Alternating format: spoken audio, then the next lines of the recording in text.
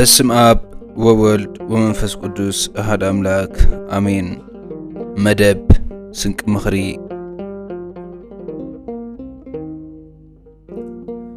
ፈላስፋ ጋሊኖስ ንወድኻ ፍቕሪ ሰብ ክሓድሮ እንተደኣ ደሊኻ ብስነ ስርዓት ቀፂዕኻን ሰሪዕኻን ኣዕብዮ በለ። ደቁ ዝፈቱ ሰብ መቁጣዕን መቕፃዕን ሸለለ ኣይብልን እዩ። ኣብ ውላዱ ምስልጣን ዳሕራይ ደስ ምእንቲ ከብሎ ቅዱስ ሲራክ።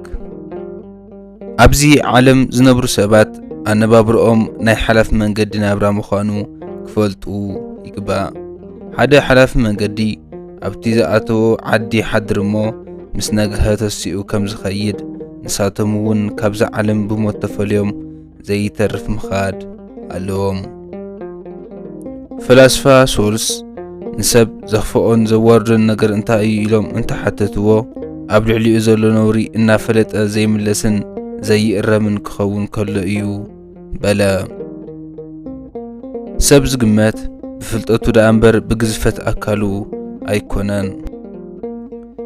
ሓደ ፈላስፋ ንወዱ ከምዚ እናበለ ይመኽሮ፣ ወደየ ምስ ዝመኽሩን ዝግስጹን ምንባር ምስ ፈላጣት ሰባት ምዝራብ ፍቶ፣ ምስኣታቶም ሕውነት ምግባር ክብሪ፣ ምስኣታቶም ምንባር ድማ ሃብቲ ስለ ዝኾነ ንፈላጣት ትሕተቶም ንዓኣቶም ምኽታል ሰላምን ጸጥታን እዩ።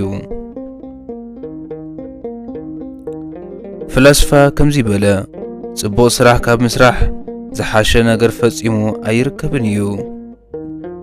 ምስጢርካ ንኣውቃ ኣበድ ኣይትግለጸሉ። እቲ ኣውቃ ኣበድ ዝዓበደ መሲሉ ንምስጢርካ ኣውፂኡ ናብ ጉድኣት ከየብፅሐካ። ጸማም ግን ተሓቢኡ ጸኒሑ ስለ ዝቐትል ካብ ምዝራብ ዘይምዝራብ ወርቂ እዩ። የጸበቐለይ ኢልካ ካብ ምዝራብ የኽፍኣለይ ኢልካ ዘይምዝራብ ይሐይሽ በለ።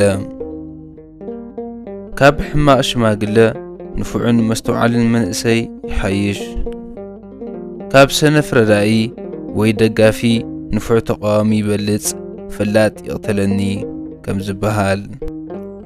ናይ ፈታዊ ጸላኢ እንተደኣ ሃልዩ ልቡ ኣይዓርፍን እዩ። ደቆን ኣሕዋቱን ኣዝማዱን እንተኾነውን ኣይኣምንዎን እዮም። ካብ ፈታዊ ጸላኢ ግን ንስኻ ሓልወኒ ከም ዝበሃል። ክፉእ ፈተና ኣብ ዝወረደካ ጊዜ ሰብነትካ ዕረፍቲ ምእንቲ ክትረክብ ንትዕግስቲ ሓዛ ገንዘብካ እውን ግበራ። ካብ ዓብይ ሰብ ስለ ዝተወለድኩ ጭዋ እየ ካብ ምባል ብስነ ስርዓት ተቐፂዐ ዝዓበኹ እየ ምባል ይበልጽ። ንሓጢኣተኛን ዓመፀኛን ዘኽብር ሰብ ብግብሪ ዝመስሎ እዩ። ንስኻ ካብኡ ክትፍለ ኢኻ እሞ ንዝፈተኻዮ ተኸተል፣ ንስኻ ክትረኽቦ ኢኻ እሞ ዝፈተኻዮ ግበር። ነቲ ክትገብሮ ዝሓሰብካዮ ወይ ዝፈተኻዮ ንጽባሕ ኣይትበል። ናይ መወዳእታ ወይ ናይ ፍጻሜ ዝሓስብ ሰብ ክድሕን እዩ። ምስ ገዛእ ርእሱ ጥራሕ ዝምራሕ ሰብ ይሰናኸልን ይወድቕን። ከይኮነ ከሎ ኣቐዲሙ ዝፈርሕ ሰብ ነቲ ዝፈርሖ ነገር ክበጽሖ ከሎ ፍርሓቱ መጠነኛ እዩ ዝኸውን። እቲ ፍርሓቱ ብመጠኑ እንተደኣ ኮይኑ ድማ ንመጻኢ ይመሃር።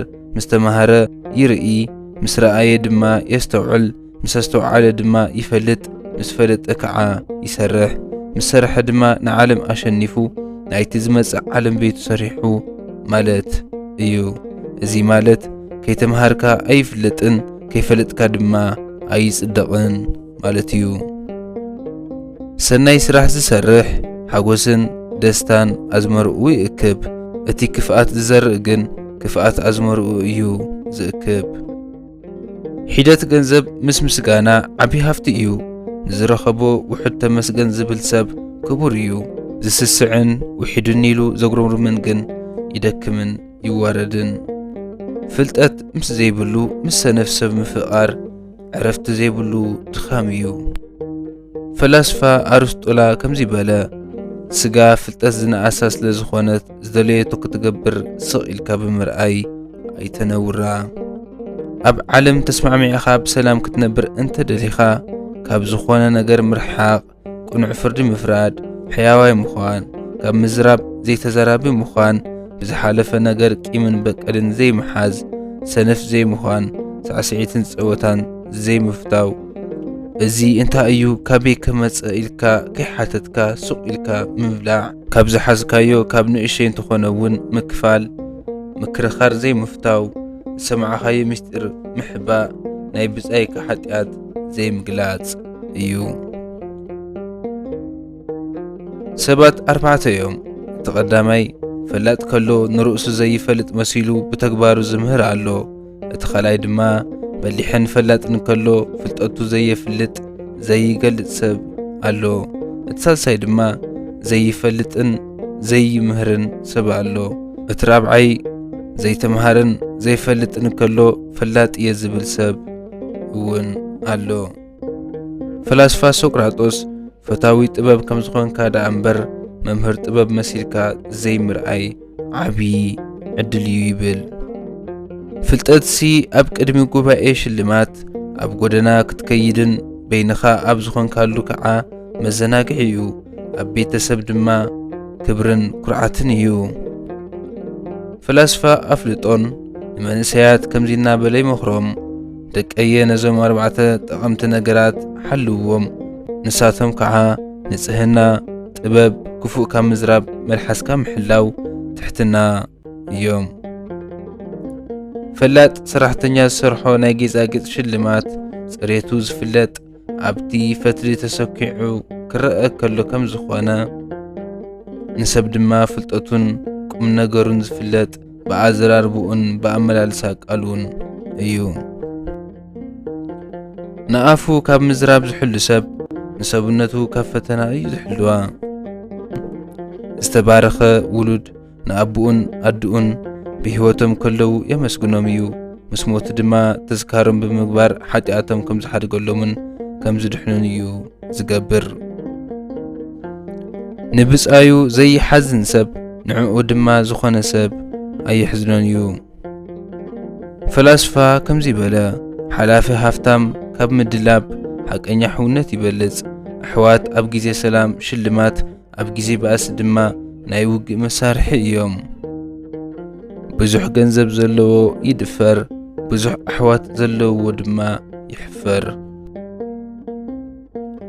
ፈላስፋ ከምዚ በለ ንተንኰለኛ ኣገልጋሊኻ ንኽፉእ ጎረቤትካን ርእስኻ ትሕት ኣቢልካ ተዓገሶም። ትዕግስትኻን ትሕትናኻን የኽብረካ እምበር ኣየዋርደካን እዩ። ጸላኢኻ ኣብ ልዕሊኻ ሓዊ ከይክዕወልካ ጸላኢኻ ምዃኑ ኣይትግለጸሉ ማለት ጸላእየ እዩ ኣይትበል፣ ጸላእየ እዩ ኣይትበል ጸላኢ ከይኮነካ ከም ዝበሃል። ኣቐዲምካ ብሓሳብ ከየውረድካ ከየደየብካ ንዝኾነ ስራሕ ክሰርሕ እየ ኣይትበል። በሊሕ ሰብ ሓሳቡ ንጽቡቕን ንኽፉኡን ፈልዩ እዩ ዝርእዮ፣ ከመይ ሓሳብ መስተዋት ስለ ዝኾነ። ፈላጥ ሰብ ካብ ጸላኢኡ ንዝሰምዖ ነገር ኣይኣምኖን እዩ። ብዝተዓደልካዮ ዕዳሎት ደኣ ኣመስግን እምበር ንዘይትረኽቦ ስኢነ ተሸጊረ ኢልካ ገዛእ ርእስኻ ኣይተዋርድ። ሓደ ካብ ፈላስፋታት ከምዚ በለ ብዙሕ ግዜ ተለሚኑ ዝህብ ሰብ ኢዱ ብንፍገት ዝተኣሰረ እዩ። ከይለመንካዮ ፈሊጡ ዝህብ ግና ኢዱ ብለጋስነት ዝተፈትሐ እዩ። ሓደ ፈላስፋ ንውልድካ ሰሪዕኻ ቐፂዕኻ ዕብዮ፣ ናይ ምጽዋት ጥቕሚ ድማ መሃሮ በለ። ንወድኻ ንስኻ ከም እትጠምን እትጸምእን ካልእ እውን ይጠምን ይጸምእን ኢልካ መሃሮ። ካብ ሓደ ሃገር ናብ ካልእ ሃገር ዝኸይድ ሰብ ፍርቂ ሰብነቱ ናብቲ ዝኸዶ ሃገር ክኸይድ ከሎ እቲ ፍርቂ ሰብነቱ ኣብቲ ሓደ ዶ ክተርፍ ይኽእል እዩ? ኣይተርፍን እዩ። ፍጹም ፍቕሪ ድማ ልክዕ ከምኡ እዩ። እቲ ንጉስ ካብ ምህዋኽ ናይ ልቢ ትዝታ ናብ ዝኸውንን ጸጥታ ዝረክብን ብምንታይ እዩ ምስ በሎ እቲ ፈላስፋ ኩሉ ግዜ ሞት ብምሕሳብን ብምእማንን ኢሉ መለሰ። ናይ ሰኽራም ሰብ ልቢ እናሓደረ ይጐድል፣ ዕሽነቱ ድማ እናሓደረ እዩ ዝገድድ። ሰኽራም ሰብ ብዓመፀኛ ንጉስ እዩ ዝምሰል፣ እቲ ለኪዑን መጢንን ዝሰቲ ሰብ ግና ብሕያዋይ ንጉስ እዩ ዝምሰል። ልቢ ፍጹም ዝኸውን ብምንታይ ኢሉ እንተሓተቶ ሰብ ዓቕሙ ንዘይኮነ ክሰርሕ እየ ካብ ምባል عامو فليطو انت سرحن بقو صنيعو انت نبرن يو بلا حدا فلاسفة ጥበብ እትምስገነሉ ጊዜ ሰብ ክጽረፍ ሰሚዑ ከም ዘይሰምዐ መሲሉ ክዕገስ ከሎን ስቕ ክብል ከሎን እዩ በለ ብሰባት ምስጉን ክትከውን ከይነፈካ ሃብ ለጋስ ድማ ኩን ፈላስፋ ንሓደ ንጉስ ከምዚ በሎ ቅድሚ ምንጋስካ ዝነበርካዮን ሎሚ ዘለኻዮን ዘክር ፈራስን በራስን ፍጥረት ምዃንካ ባህሪኻ ድኹም ከም ዝኾነ ሕሰብ በሎም ፈላስፋ ከምዚ በለ ሰለስተ ነገራት ዝሓዘ ሰብ ፍጹም እዩ ንሳቶም ከዓ ምስትውዓል ፍልጠት ሃይማኖት እዮም ፈላስፋ ጋሊኖስ ከምዚ በለ ናይ ስጋ ፍትወት ዝገዛኣቶ ዝኸበደቶን ዘሸነፈቶን ሰብ ዝተናዕቐን ዝተዋርደን እዩ እግዚአብሔር አቦና መንግስተ ሰማያት ርስትና እትብል ዝኸበረት መንፈሳዊ ሓይሊ ኣብ ልዕሊ ሰብ እንተ ሓዲራ ከም መልአኽ እዩ ዝኸውን ምድራዊ ከሎ ሰማያዊ ማለት እዩ